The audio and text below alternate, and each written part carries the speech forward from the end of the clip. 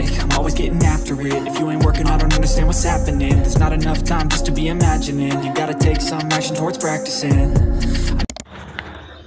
So yun na nga, take 2 tayo, no? Take 2, okay? So last time, nakita natin yung cyan color and kulay gray. Ngayon, nagustuhan ko talaga dito is yung mugs na kulay gold. And then yung kulay gold na lining dito sa harap. Kulay gold na lining din dito o yung decals. And then kulay gold din na emblem. Yan yung mga nagustuhan natin sa motorcycle na to. So ngayon, malalaman nyo na din kung 2 bulbs ba o 4 bulbs to. Sa screen nyo, makikita nyo kung ano talaga yung kanyang specs. Pero yun na nga, nasakyan na natin yung dalawang bagong ganitong kulay. So side stand natin, yun o, side stand, maganda yung pagkaka-side stand niya. Gusto ko yung pagkakahiga eh. 5 to ang aking height, sakyan na natin.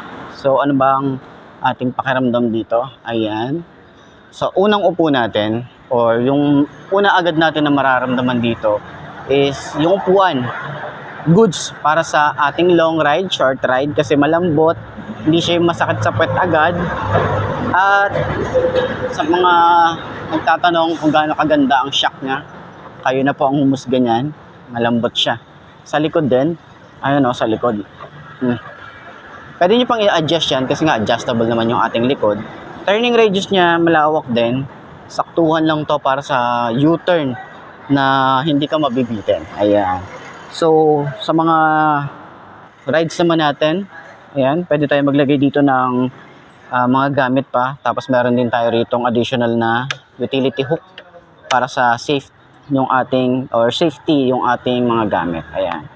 Yung ating paa, meron pa tayong space dito para sa ating legroom. Ayan. Tapos yung position natin sa ating rides is naka-upright position naman din tayo. Ayan. So sa ating OBR, maluwag yan. Siguro kahit anong size ng OBR natin, pwede rito. So, yun lang naman, no? Sana nakatulong tong video na to sa mga nagtatanong. Ano nga ba talaga ang specs nito? Ito ay naka 2 bulbs lang. So, siguro, mali ko na lang din na nalagay ko dyan 4 bulbs or last time 4 bulbs. Kasi, nagaya ko yung specs ni Adventure X. So, yun, pasensya na sa mga nagtatanong dyan. Pero, confirm din natin kasi alam ko talaga 2 bulbs lang din to. So, ayan, ang napansin ko lang din dito, medyo nahirapan ako pag si center stand. Ayan. Medyo matigas siya. Hindi siya yung katulad ng Adventure X na sobrang gaan niya is center stand. Ayos.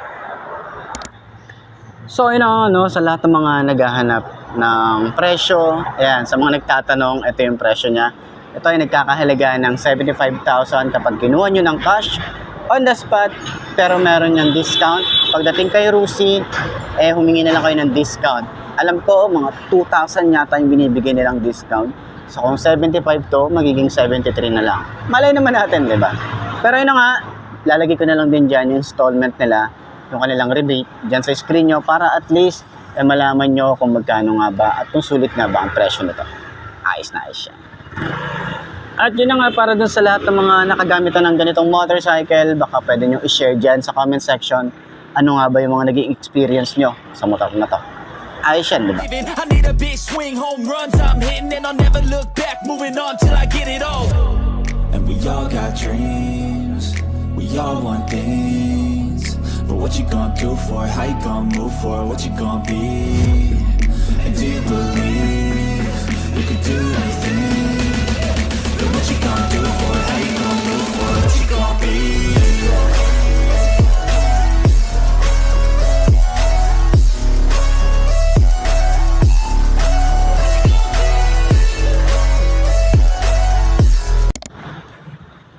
So ayun na nga, ngayong 2025, nakita natin tong cyan color. Hindi lang din ako sure kung nakita ko na ba siya last year. Pero ngayon, ibang-iba na talaga yung datingan niya. Tapos nakita nyo naman kanina, yung mga binago rito at yung mga dinagdag nila rito at yung mga inalis sila at mayroon silang mga pinalitan kagaya dito sa panggilid natin. Kita nyo naman yan. So, sakyan na natin itong Adventure X 150i. Okay? So, ganun pa din. Pag tinanggal natin sa center stand, ramdam natin yung bigat. Pag sinide stand naman natin, ganyan ang itsura niya. So, Hindi naman siya mukhang alanganin kapag naka-side stand. Pero ayan, 5'2" ang aking height. Sakyan na natin. Ano nga ba itsura natin dito? Naka-regular shoes. At syempre, ganito itsura natin. Tayo natin. Sobrang tingkayad. Ayan, sobrang tingkayad. Tapos, medyo natigasan ako sa, ano niya, sa upuan niya. Or siguro dahil may plastic pa, nadudulas ako. Pero, ayan, ang ganyan ang datingan natin. Okay? Siguro, tamang ano lang, tamang basic training lang, no? Lalo na sa traffic. Ganito tayo, ganito itsura natin yan. Side to side. Okay, kapag nabuwal tayo. Okay? So, 5'2" na kagaya ko. Hirap siya kapag nasa traffic. Pero, kapag bumabiyahe, ganito ang itsura natin. Napakaluwag. Ayan, napaka-komportable lang din niya. Tapos, extension ng paa. Ganyan, sobrang relax. Maluwag pa dito sa bandang gitna. Pwede kayong maglagay pa ng gamit nyo. And, syempre, dito naman is yung OBR natin. Komportable naman niya. So, ayan. Yan yung itsura niya. Okay?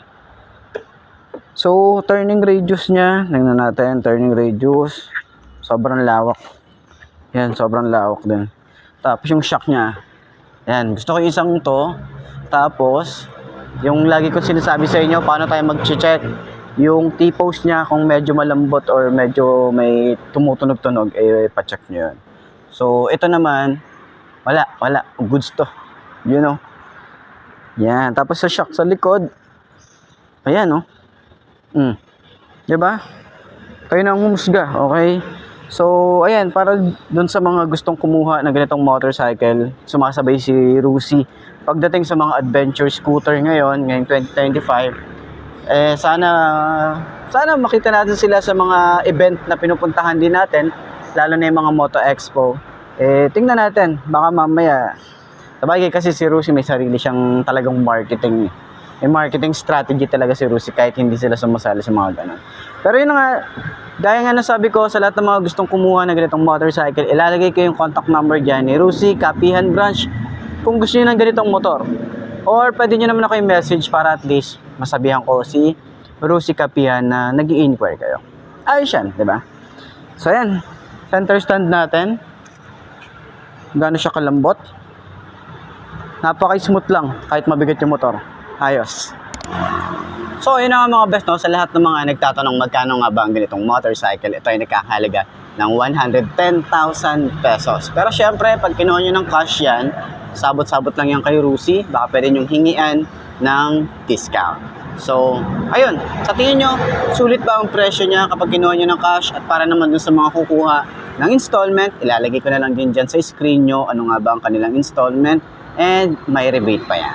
So, ayan. Comment nyo naman yan sa baba kung sulit nga ba ang presyo nito ngayong 2025 para naman dun sa mga nakagamit na, lalo na yung mga unang batch nitong motorcycle na to. Comment nyo naman dyan sa baba ano ba yung mga naging experience nyo sa motor na to. Okay, para sa mga nagtatanong magkano nga ba ang presyo nito kapag kinuha nyo ng cash, ito ay nasa 75,000 pero syempre kay Rusi, sabot-sabot lang yan, matatawaran natin yan. So, depende yan sa branch nyo, okay? So, available din sila ng installment. Ilalagay ko sa screen nyo ano nga ba yung kanilang installment at yung rebate nila. So, comment nyo naman yan sa baba kung sulit nga ba ang presyo nito ngayong 2025. At sa mga nakagamit naman ng ganitong motorcycle, comment nyo sa baba para at least may share natin sa iba na gustong bumili ng ganitong motorcycle. Ano nga ba yung mga naging experience nyo sa motor na to? Ayos yan, di ba? Money is hard, so I'm not giving up. No, I'm not giving in. I was born in this world, I swear to make a difference. If you need a mentor, I got something for you, kid. Just watch the way I move and try your best to copy it. Like a CEO, I move like an athlete pro. I party like a rock star show. I live every day like my last, never know. I run it like a CEO. I move like an athlete pro. I party like a rock star show. I live every day like my last, never know. I'm running like a CEO. I move like an athlete pro. I party like a rockstar show. Okay, ito na yata yung panghuling kulay na nakita natin dito sa may Rusi Kapihan Branch. Hindi ko lang masyadong ma-describe kung ano nga ba yung kulay niya. May pagka-gray siya, tapos matte finish. Ang ganda nung ano eh, ang ganda nung effect niya sa mata ko eh. Kakaiba siya. Yun yung masasabi natin, kakaiba. So, upuan natin para sa 5'2" na kagaya ko. Ano nga ba yung tsura natin dito? Okay. Ayan, ang ganda. So, actually, pinaakyat ko lang to dito, galing to sa baba, kasi marami din sa baba. So, papakita ko na lang din sa ibang video, ano nga ba yung mga available na unit dito sa branch ng Rusi Kapihan. Kasi, alam niyo naman, malapit ako dito sa branch na to kasi malapit lang to sa amin. Tsaka marami dito palagi na mga motorcycle. So, ayun, dami ko na namang sat-sat. Upuan na natin. Yun, no? Superman. Superman yarn. Huwag nyo gagawin yon. Hindi ginagawa yun ng mga matitino. Okay? So, ayan. Tingkayad. Sobrang tingkayad. Pero manageable. Magaan. Ayan. Pwede natin bitawan. Okay? Shock nya. Sobrang lambot. Yan. Oh, yes! Yes! So, turning radius, malawak. So, kung gusto nyo nga pala maglagay dito ng grills, dito or bracket, kasi may mga bolts nga pala rito. Ayan, pwede nyo lagyan ng bracket yan. Katulad ng mga ginagawa sa Yamaha Sniper. May nilalagay sila rito, tapos may basket. Okay, or grills para sa mga lagayan. Kapag yung bag natin, pwede yan ilagay dito sa harap para hindi nagagasgas yung ating fairings dito. Diba? Yun yung kagandahan. So, ayan. Diba? May mga nabibili sa aftermarket na ganon. Para pag bumabiyahe tayo, kahit di na tayo maglagay ng top box, bag natin dito na waterproof, goods na yun. Diba? So, shock na sa harap. Alos lahat. Ito yung pang-apat or ito yung panghuli na nakita nating kulay dito. Lahat ng mga ano niya, ng mga shock niya rito sa harap. Sobrang ganda ng performance. Sobrang ganda, napaka-smooth. Pati dito sa likod, ayun oh. 'Di ba? So, yun lang naman masasabi natin dito, maganda yung shock niya. Pero sana rito kung meron man tayo rito sa may Bulacan na willing magpahiram sa atin, dito lang, kahit dito lang, ikot-ikot lang. Gusto ko lang din matry ano nga ba yung magiging first impression natin dito sa motorcycle na to. Kasi wala pa tayong na-try. Kahit yung flash nakapag-try na ako, yung mekaniko ng Bustos, maganda yung flash, talagang pumapalo. Ganda ng performance nun. So, syempre, ganun din naman to. Gusto ko lang din maranasan ano yung position natin, diba? So, yun lang naman. Okay, so comment nyo naman yan sa baba kung ano yung mga naging masasabi nyo sa motorcycle na to, kung sulit pa rin nga ba yung looks nya, or kung meron tayong pwedeng i-improve sa motorcycle na to, di ba? So, ayan, tingin nyo, comment nyo yan. Center stand natin, medyo nabibigatan ako sa center stand nya, pero kung tama naman yung pagkaka-center stand, ayan, gumagaan naman. Ayos. So, yun nga mga boss, no, sa lahat ng mga nagtatanong, magkano nga ba ang ganitong motorcycle? Ito ay nagkakahalaga ng 65,000 kapag kinuha nyo ng cash, at syempre, sabot-sabot ng kay Rusi, baka pwede kayong makahingi ng discount. Depende na lang yan sa pag-uusap nyo.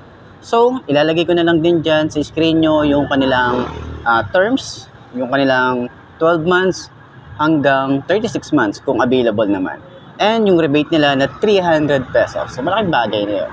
So, sa tingin nyo, sulit nga ba ang ganitong motorcycle sa presyo niya? Comment nyo naman yan sa baba. At para naman sa mga nakagamit na ng ganitong motorcycle, baka pwede nyo i-share dyan sa comment section. Ano nga ba yung mga naging experience nyo sa motorcycle na to? Ayos na ayos yan, di ba? But I can't do. I'm ready to go into battle. I'll put on a show, razzle dazzle. I'm about to take off. Never gonna stop till I'm chilling at the top. Yeah. No, I'm about to take off. Never gonna stop till I'm chilling at the top. Yeah. So get out my way. I'm here to stay. You can try another day. Yeah.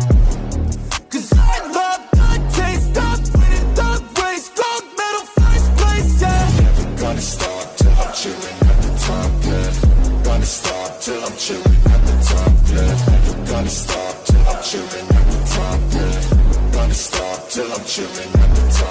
a vet, cause I work with every So, yun na nga ngayong 2025, meron na namang lalabas si Rusi na Sparkle 125i. So, ngayon nakita natin bago na yung mga decals. So, yung unang tingin ko rito nung nakita ko siya ay para siyang flag, no? Yung design ng flag, yung blue and red. Okay? Pero wala siyang yellow. Yun lang yung kinulang sa kanya. Pero sana meron siyang lining na kahit yellow para at least parang tribute para sa Independence Day. Di ba? Kakatapos lang. So, ayan. Ganyan ang itsura niya. Ang ganda ng lining. Tapos kulay white pa siya. So, meron pa tong ibang kulay. Pakita ko na lang siguro sa mga susunod na video. And, ayan nga.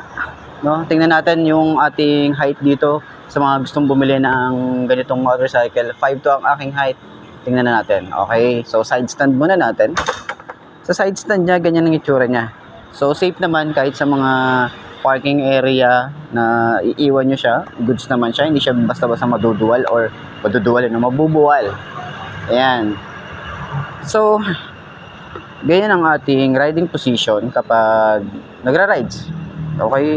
So, meron tayong gulay board dito. Malawak din kung meron tayong mga gamit.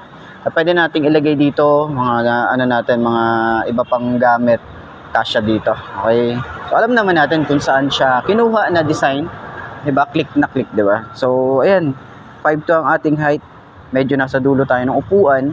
And then, tingkayad tayo. Ayan. So, sa shock niya, eto mukhang goods naman. Ayan, oh. Maganda rin yung bounce. Tapos, sa kanyang T-post, yung bearing, hindi siya maluwag. Saktuhan yung pagkaka-build dito. Ayan. Turning radius, malawak din. Ayan. Tapos malawak din yung ating OBR. Kahit anong size ng OBR. Okay yan. Kasyang-kasya yung puwet niyan. Okay. So sa likod. Yan. Medyo sa likod. Hindi siya masyadong ganun kalambot. Pero okay na yan kung medyo babangking tayo ng konti. Pang cornering. Yan. Yun yung maganda dyan. Yun o. So specs siguro. Comment nyo naman nyo sa baba kung ano yung mga pwede nyo pang i-suggest kay Rusi para dito sa Sparkle 125i nila. So, ayan. Di ba? Mga pang long ride, short ride, pwede yung isang to. Pero ang nagustuhan ko talaga dito, yung ano niya, yung design niya ngayon ng decals, mas improved siya, mas highlighted siya ngayon, and mas okay siyang tingnan. Lalo na itong kulay white. Angat sa akin to. Pero syempre, tingnan natin kung ano pa yung mga other na color variant nila para at least may share ko din sa inyo. So, meron akong dalawang kulay dito na nakita. Share ko na lang din sa inyo sa mga susunod na video. Pero sa tingin nyo, sulit nga ba ang ganitong motorcycle ngayon 2025 para sa 125cc? Sulit nga ba? Comment nyo naman yan sa baba. Okay? So, center stand natin kung mahirap pa rin ba siyang i-center stand o same pa rin or mas madali. Oh, mas madali ngayon. Mas okay. Mas mabilis siya. Ayos.